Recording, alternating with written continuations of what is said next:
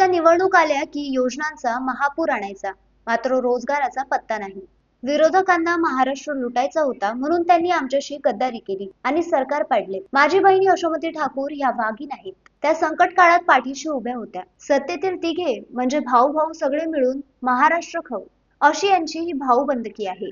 आता निवडणुका डोळ्यासमोर ठेवून बहिणींवर प्रेम दाखविणाऱ्या सत्ताधाऱ्यांनी महिलांवर झालेल्या अत्याचाराबद्दलही बोलावे। ही निवडणूक महाराष्ट्र प्रेमी व महाराष्ट्र द्रोही यांच्यात होत आहे। महाविकास आघाडी सरकारच्या काळात शेतकऱ्यांना कर्जमुक्त केले, आता मात्र दाढीवाला देवाभाऊ आणि जॅकेटवाल्यांनी राज्य कर्जबाजारी केले, असा गंभीर आरोप शिवसेना पक्षप्रमुख उद्धव ठाकरे यांनी केला। वलगाव येथील यशोमती ठाकूर यांच्या प्रचारार्थ आयोजित येथील जाहीर सभेत उद्धव ठाकरे बोलत होते। महाविकास आघाडीच्या उमेदवार यशोमती ठाकूर यांच्या प्रचारार्थ वलगाव येथे विराट सभा घेण्यात आली। यावेळी व्यासपीठावर छत्तीसगडचे माजी मुख्यमंत्री भूपेंद्र बघेल, खासदार अरविंद सावंत, आमदार मिलिंद नार्वेकर, काँग्रेस पक्षाचे नेते कुणाल चौधरी, उदय पानसे, महाविकास आघाडीच्या उमेदवार यशोमती ठाकूर, खासदार बळवंत वानखडे, रिपाई नेते डॉक्टर राजेंद्र गवई, माजी खासदार अनंत गुढे, विलास इंगोले, श्याम देशमुख, सुधीर सूर्यवंशी, आसावरी देशमुख, कांचनमाला गावंडे, गजानन लवटे, दिलीप एडतकर, संगीता ठाकरे यांची प्रमुख उपस्थिती होती। आपला अजूनही न्याय देवतेवर विश्वास आहे। संविधान मारला निघालेल्या सत्ताधाऱ्यांचा पराभव करा, आपली सत्ता नक्कीच येणार। अजूनही लढाई संपली नाही, सर्वांनी दक्ष राहून महाविकास आघाडीला आशीर्वाद द्यावा, असे आवाहन त्यांनी केले। यावेळी यशोमती ठाकूर यांच्यावर आधारित गीतांचे देखील विमोचन करण्यात आले। प्रारंभी उद्धव ठाकरे यांचे जंगी स्वागत करण्यात आले। सभेला विलास माहुरे, आशिष धर्माळे, मनोहर बुध, डॉक्टर नरेंद्र निर्मळ, भैयासाहेब निर्मळ, श्रीकांत बोंडे, सतीश पारधी, नरेंद्र मकेश्वर यांच्यासह महाविकास आघाडीतील सर्वच घटक पक्षाचे पदाधिकारी, कार्यकर्ते व नागरिक मोठ्या संख्येने उपस्थित होते। मंत्रिमंडळात काम करणारी ही माझी लाडकी ताई आहे। अमरावती म्हटलं, विदर्भ म्हटलं, ऐकायचीच नाही। जे खातं दिलं होतं महिला बाल कल्याण, अशा अनेक योजना आणत होत्या आणि करून घ्यायच्या। बरं, एक तर त्यांचं वैशिष्ट्य म्हणजे पुढे पण तुम्ही कंटिन्यू ठेवणार असेल तर मी सांगतो, ही यशोमती ताई कोणाचं ऐकत नाही, फक्त माझं ऐकते ना। म्हणून आधी वचन घेतलं तुमच्याकडे, तुमच्या समोर, किंवा याच्या पुढे सुद्धा बाकी सगळ्या पदं येतात आणि पदं जातात हो, त्याच्यात काय। सत्ता येते, सत्ता जाते, सत्ता परत येणार आहे, पुढे जाते सत्ता, कोण जाऊ देते सत्तेला। त्याच्यामुळे हे सगळं चालू राहतं। पण जे आपण म्हटलं ना नातं, हे नातं फार महत्वाचं आहे। आज तुम्ही इकडे सगळेजण आलेला आहात, हा काही कुठे कोणत्या योजनांचा कार्यक्रम नाहीये, ना साडी वाटप आहे, ना आणखीन काय वाटप आहे, कुठेही बिर्याणी वगैरे अशी काय जेवणाची सोय केलेली नाही। आणि एक सुद्धा माणूस भाडकाऊ आहे असं मला वाटत नाही। आहे कोणी? सगळे सच्चे, हृदयापासून प्रेम करणारे आणि ज्यांना खरंच महाराष्ट्राबद्दल काहीतरी वाटतंय, ते सगळेजण एकत्र आलेले आहेत। यायला मला उशीर झाला, कारण सकाळी जरा पत्रकार परिषद घ्यावी लागली। त्याच्यानंतर दर्यापूरला गेलो आणि दर्यापूरला सुद्धा जे केलं तेच मी आत्ता करतोय। बळवंतराव, यशोमतीताई, तमाम सगळे काँग्रेस राष्ट्रवादीचे कार्यकर्त्यांना मी धन्यवाद देतोय। गवई साहेब तुम्ही पण आहातच ना, उठू नका सगळं।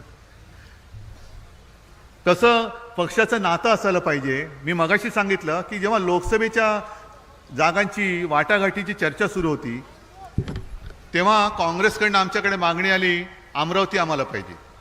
आता अमरावती कशी द्यायची? अनेक जण म्हणाले की तुम्हाला उद्धव साहेबांशी बोलायला पाहिजे। आम्ही गेल्या वेळेला दुर्दैवाने हारलो होतो, पण अन्यथा अमरावती आम्ही सतत जिंकत आलेलो मतदारसंघ आहे। आमच्या गोडे साहेबांचं काम आहे, अनेकांचं, सुधीरचं काम आहे, बरेच आमचे कट्टर कार्यकर्ते त्यांचं काम आहे ना, तुम्हाला उद्धव साहेबांशी बोलायला पाहिजे। ठीक आहे, माझ्याकडे जेव्हा आलं, यशोमतीताई बोलल्या, काँग्रेसशी बोलले, मी एकच प्रश्न विचारला, जिंकाल का? आणि त्यांनी सांगितलं जिंकून दाखवतो। म्हटलं दिले अमरावती तुम्हाला। आणि त्याच्याप्रमाणे एक साधा माणूस, म्हणजे साधा असलं तरी बळवंतराव आहे ना, आणि त्याचं बळ माझ्या समोर बसलेलं आहे। हा माणूस आपण दिल्लीला पाठवला, ही तुमची ताकद आहे।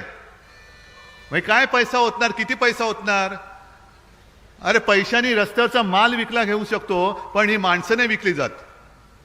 माणसं नाही विकली जाऊ शकत तुम्ही. आणि आता मग मी ज्या वेळेला विधानसभेच्या वाटाघाटीच्या वेळेला सांगितलं की मला दर्यापूर पाहिजे, अन्याय मानत होते. ही माझी बहीण आहे, गवई साहेबांची मारसपुत्री आहे. भैयासाहेब ठाकूर आणि गवई साहेबांचे चांगले संबंध. अरे भैयासाहेब ठाकूर असतानाच दादासाहेबांनी सांगितलं भैयासाहेबांना, भैयासाहेब यशोमतीमध्ये कर्तव्य दिसते, ताकद दिसते, बाप से बेटी सवाई, तुम्ही तुमच्याऐवजी यशोमती ताईंना तिकीट द्यावी, अशा प्रकारची विनंती त्या काळामध्ये भैयासाहेब ठाकूर यांनी केली. पक्षप्रमुख उद्धवसाहेब ठाकरे जे महाविकास आघाडीचे आधारस्तंभ आहे, ते 10 मिनिटात या ठिकाणी येणार आहेत आणि त्या 10 मिनिटात अनेक जण या ठिकाणी बोलणार आहे. मी जास्त वेळ बोलणार नाही, पण मित्र हो, एक गोष्ट लक्षात ठेवा, ज्या भाजपनं आणि ज्यांनी माननीय उद्धव साहेबांच्या पाठीत खंजीर खुपसलं, त्यांना या सत्तेतून हाकलून लावण्यासाठी आपण यशोमतीताईला विजयी करायचा आहे. त्यासाठी आजचा या ठिकाणी निर्णय घ्यायचा आहे. करणार आहोत की नाही, करणार आहे की नाही? कारण एक गोष्ट लक्षात घ्या, महायुतीचं सरकार आलं, महाआघाडीच्या घटक पक्षांना फोडून हे सरकार आलं, इतर पक्षांना आपल्यात सामावून घेऊन हे सरकार आलं. स्वतःला पोरं होत नाहीत म्हणून शेजाऱ्याची मदत घेण्यासारखा हा प्रकार होता. असं हे सरकार आता या महाराष्ट्राच्या बोकांडीवर बसलेलं आहे. या सरकार बहुत संघर्षशील महिला है, उसके प्रचार में जरूर आपको जाना चाहिए.